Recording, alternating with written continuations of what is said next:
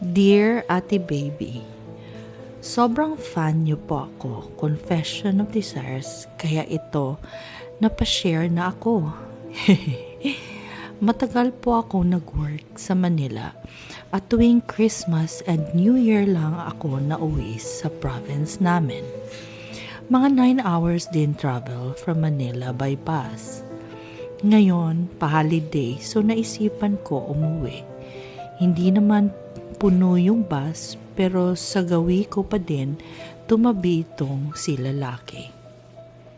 Nainis ako syempre kasi maluwag naman yung bus kung bakit sa akin pa tumabi. Pagtingin ko kay kuya, putik, mala James Reid ang itsura. Shit, nakakalibog. So ito na nga, kwentuhan na kami syempre. Inokray-okray ko na si kuya, then dumating kami sa bus stop. Si kuya kaya nag-ayaw if bet ko daw ba ng quickie. Shit, ewan ko ba. Pero napa-oo niya ako. Sa CR kami ng mga boys nag-quickie. Ang laki ng itetits ni kuya. Package! So ayun, nag-enjoy talaga ako. Kaso ang gago sa loob pinutok.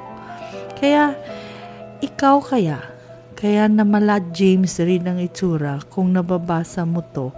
Mag 2 years old na yung anak natin, hayop ka. Di ka na namansin. Sana mabasa mo to. Mag-message ka na lang kay admin if ever.